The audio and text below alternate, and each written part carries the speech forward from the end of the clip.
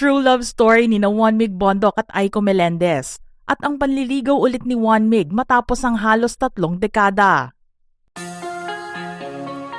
Happy together after 29 years. Yan ang caption ng post ng dating matinee idol at TGIS star na si Juan Mig Bondoc sa kanyang social media account. Matapos niyang ibahagi sa publiko ang muli nilang pagsasama sa isang bakasyon ng matalik niyang kaibigan, barkada, at minsan na ring niligawan na si Quezon City 5th District Councilor Aiko Melendez. Marami nga ang kinilig noong nakaraang buwan nang mapanood nila ang kauna-unahang interview ni Juan Mig sa channel mismo ni Aiko. Matagal ding nawala sa entertainment spotlight ang aktor dahil mas pinili nito ang simpleng pamumuhay malayo sa showbiz industry. Nasabi na rin kasi mismo ni Juan Mig na hindi talaga niya goal ang pag-aartista at sinubukan lang niya ito. Nang malaman sa kanyang sarili na hindi siya para rito, binalikan niya ang ordinaryong pamumuhay na tumutulong sa negosyo ng kanilang pamilya. Pero nalaman din sa interview at guesting na yon na mayroon palang nakaraan ang dalawa. Sa mga hindi na nakakaalala sa istoryang yon at sa mga mas batang henerasyon, ikinuwento ni Juan Mig kung paano niya ginustong suyuin ang kaibigan at barkada noong kabataan nila. Subalit nabigo siya na makuha ang puso ni Aiko, bagkus ay naiwan sa ere at nabasted nang hindi na kailangan pang sabihin ni Aiko mismo sa kanya. Ang usapan nila sa hindi pagsipot ni Aiko sa Subic para makipagkita kay Juan Mig ang nagbalik sa mga alaala noong 90s na mayroon pa silang hindi natatapos na misyon. Ito ay ang alamin at subukan kung match silang dalawa para sa isa't isa.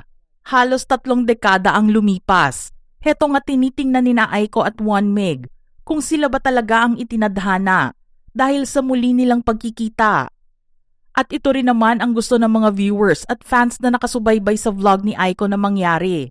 Dahil sa nakikita at ipinapakita ng dalawa sa publiko, bagay na bagay at may chemistry sila pareho. Pinag-uusapan naman ngayon ang pagkakatuloy ng naudlot nilang pagsasama nang mag-post ng ilang mga sweet photos at video si Juan Mig sa TikTok. Dito niya ipinakita na masaya ang bakasyon nila at nilagyan pa niya ng background music ang isang video na may caption na laging magkasama sa biyahe at ang awiting biyahe mula kay Michael Pangilinan na siyang Tagalog version ng kantang Ching Fei Di na original soundtrack ng Taiwanese drama na Meteor Garden. Sa video na ibinahagi ni Juan Mig, mapapansin kung gaano sila kasaya sa kanilang bakasyon at kung gaano nila gustong mag-spend ng quality time kasama ang isa't isa. Hindi na nga nila ito sa Subic ginawa, kundi ay sa Batangas na nila napiling magpunta. At dahil dito, nakahinga na rin ng maluwag ang mga supporters nila nang malaman na masaya na muli ang kanilang mga puso. Mas lalo pang nagpakilig sa mga fans ang video ni Aiko sa kanyang account kung saan nilagyan niya ng caption na "First time to make him dance on TikTok." Dito nga nagulat ang ilang followers ni Aiko at napatanong kung si Juan Mig nga ba ang kasama niya. May nakapagsabi naman na tumama nga ang hula sa kanya ng kilalang psychic na si Jay Costura at nabanggit nito na magkakaroon siya ng love life ngayong 2026. Ayon kay Jay Costura nang mag-guest siya sa vlog ni Aiko, "Sa pinapakita sa akin is may bagong relationship ka darating this 2026.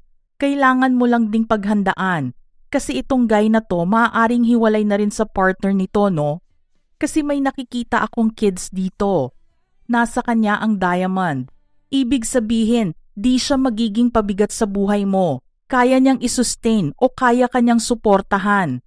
This person maaaring may businesses na malalaki. I can say maganda ang pinapakita sa akin dito sa relationship na yan. Ibig sabihin, magiging makulay ang love life mo ngayong 2026. Sa mga hindi nakakaalam, matagal nang nahiwalay si Juan Mig sa kanyang French-Filipino model ex-wife na si Valerie Barrio. September 2014 pa ito nangyari, kaya naman siya ang nag-aalaga sa kanilang mga anak. Tumutulong na lang minsan kay Juan Mig sa pag-aalaga ang panganay niyang anak na babae. Matatandaan na naging highly publicized ang hiwalayan nila noon ni Valerie, na siya namang kapatid ng boyfriend ngayon ni Nadine Lustre na si Christoph Barrio.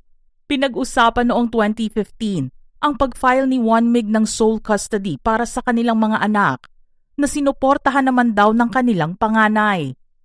Umamin na nga si Juan Mig sa publiko sa ginagawa niyang panliligaw kay Aiko habang naka-livestream sila. Gayunpaman sinabi naman ni Aiko na hindi pa niya sinasagot si Juan Mig at nananatili pa rin silang good friends. Sakaling mangyari nga na maging totohanan ang relasyon na mayroon ngayon sina Juan Mig at Aiko, mapapanatag ang loob ng mga nakakakilala sa dalawa dahil pareho silang family-focused. Nag-e-effort din kasi si Juan Mig sa panliligaw at madalas niyang binibigyan si Aiko ng flowers and letters. Nagpapadala ng mga thoughtful messages at ang hilig na gawin ng mga kabataan noon, ang mag-usap at magkwentuhan sa phone ng mahabang oras. Dagdag pa ni Juan Mig sa kwento niya sa live, over sa ex niya, I was over with my ex, so it's right timing. Actually, matagal na namin na-realize na mahal namin ang isa't isa. It was just pride na talagang nagpahiwalay sa amin noon. Ang sabi naman ni Aiko, are we bagay? Talaga ba? Should I give him a chance? Sa kanilang pag-uusap, bakas ang kilig nila sa isa't isa at ramdam din ang kilig ng mga fans na nanonood sa kanila. Natanong naman ni Aiko si Juan Mig kung AI o artificial intelligence lang din ba ang feelings niya para sa kanya matapos nitong makakita ng AI sa livestream chat. Sumagot naman si Juan Mig at sinabing totoo ang nararamdaman niya para sa aktres at mahabang panahon din ang hinintay nito para subukang makuha ang puso niya. At sa isang tanong na gusto na ring malaman ng publiko ang kasagutan kung bakit hindi sumipot si Aiko noon sa Subic para kitain si Juan Mig.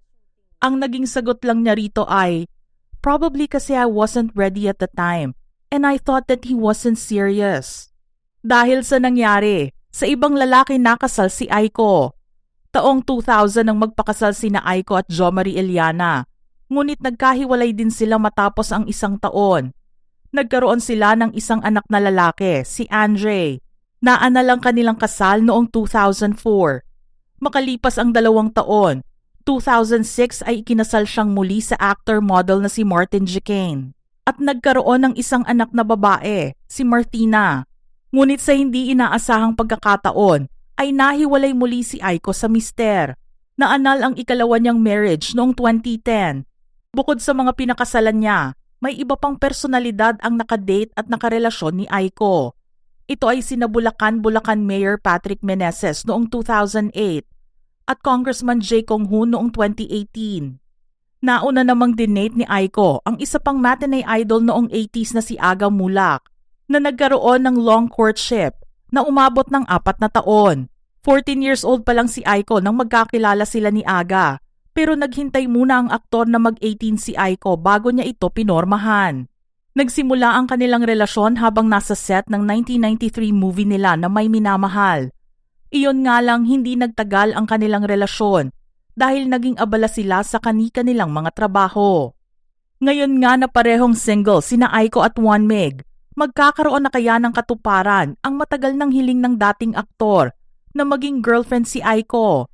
Sa nakikita kasi ng mga fans sa kanilang dalawa, ay pareho nilang na-e-enjoy ang company nila at masaya silang magkasama.